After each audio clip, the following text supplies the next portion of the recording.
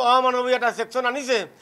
Motor শ্ৰমিকে আশা কৰিছিল যে ভাৰত চৰকাৰে শেষ পাৰ্লিয়ামেণ্টত মটৰ শ্ৰমিকৰ কল্যাণৰ কাৰণে কিবা এটা ঘোষণা কৰিব নতুন বছৰত, কিন্তু নতুন বছৰত কি হ'ল, কল্যাণৰ কাৰণে একো ঘোষণা নকৰি মটৰ শ্ৰমিকক অপৰাধী সজাই 7 লাখ টকালৈকে জৰিমনা আৰু 10 বছৰলৈকে কাৰাবাসৰ এটা সিদ্ধান্ত আনিলে। অসমৰ সমূহ মটৰ শ্ৰমিকে আমি সিদ্ধান্ত লৈছোঁ, আমি সিদ্ধান্তক গৰিহণা দিছোঁ, আমি এই সিদ্ধান্ত নামানো। আৰু যেতিয়ালৈকে পাৰ্লিয়ামেণ্ট 1 ঘণ্টাৰ কাৰণে বহি হ'লেও, বেছি দিন নাই, 2 মাহ আছে, 1 ঘণ্টাৰ কাৰণে যদি পাৰ্লিয়ামেণ্ট বহি হ'লেও এই ছেকশ্যন উদ্যোগ নকৰে আমি ক্ষান্ত নাথাকিম।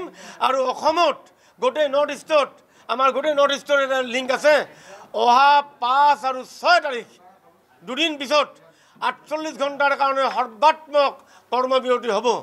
আমি কৰ্মবিৰতি, আমি ষ্টিয়াৰিং বাদ দি আমি নামি আহিম, এই সিদ্ধান্ত আমাৰ হৈ গ'ল।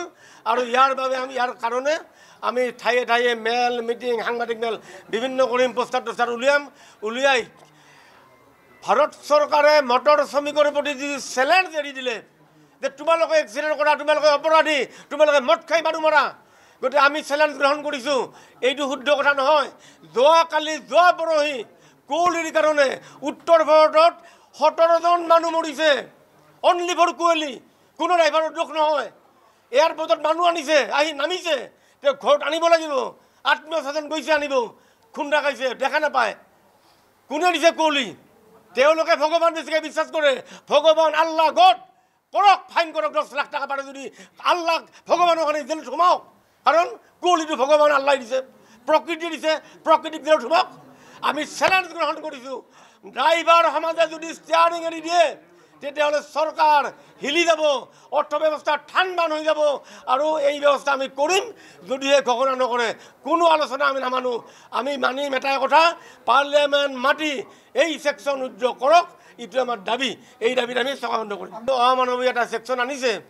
মটৰ শ্ৰমিকে আশা কৰিছিল যে ভাৰত চৰকাৰে শেষ পাৰ্লিয়ামেণ্টত মটৰ শ্ৰমিকৰ কল্যাণৰ কাৰণে কিবা এটা ঘোষণা কৰিব নতুন বছৰত, কিন্তু নতুন বছৰত কি হ'ল, কল্যাণৰ কাৰণে একো ঘোষণা নকৰি মটৰ শ্ৰমিকক অপৰাধী সজাই 7 লাখ টকালৈকে জৰিমনা আৰু 10 বছৰলৈকে কাৰাবাসৰ এটা সিদ্ধান্ত আনিলে।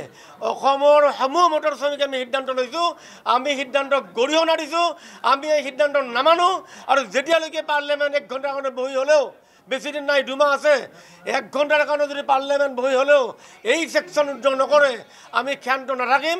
আৰু অসমত গোটেই নৰ্থ ইষ্টত, আমাৰ গোটেই নৰ্থ ইষ্টৰ এটা লিংক আছে, অহা 5 আৰু 6 তাৰিখ 2 দিন পিছত 48 ঘণ্টাৰ কাৰণে সৰ্বাত্মক কৰ্মবিৰতি হ'ব। আমি কৰ্মবিৰতি, আমি ষ্টিয়াৰিং বাদ দি আমি নামি আহিম, এই সিদ্ধান্ত আমাৰ হৈ গ'ল। আৰু ইয়াৰ বাবে আমি ইয়াৰ কাৰণে আমি ঠায়ে ঠায়ে মেল মিটিং, সাংবাদিক মেল বিভিন্ন কৰিম, পোষ্টাৰ টোষ্টাৰ উলিয়াই ভাৰত চৰকাৰে মটৰ শ্ৰমিকৰ প্ৰতি যি চেলেঞ্জ এৰি দিলে যে তোমালোকে এক্সিডেণ্ট কৰা, তোমালোকে অপৰাধী, তোমালোকে মদ খাই মানুহ মৰা, গতিকে আমি চেলেঞ্জ গ্ৰহণ কৰিছোঁ। এইটো শুদ্ধ কথা নহয়। যোৱা পৰহি কুঁৱলীৰ কাৰণে উত্তৰ ভাৰতত 17জন মানুহ মৰিছে, অনলি ফৰ কুঁৱলী, কোনো ড্ৰাইভাৰৰ দোষ নহয়। এয়াৰপৰ্টত মানুহ আনিছে, আহি নামিছে, তেওঁ ঘৰত আনিব লাগিব, আত্মীয় স্বজন গৈছে আনিব, খুন্দা খাইছে, দেখা নাপায়। কোনে দিছে কুঁৱলী? তেওঁলোকে ভগৱান বেছিকৈ বিশ্বাস কৰে, ভগৱান আল্লাহ গড কৰক, ফাইন কৰক, 10 লাখ টকা পাৰে যদি আল্লাহ ভগৱানৰ কাৰণে জেলত সোমাওক। কাৰণ কুঁৱলীটো ভগৱান আল্লাই দিছে, প্ৰকৃতি দিছে, প্ৰকৃতিক জেলত সোমাওক।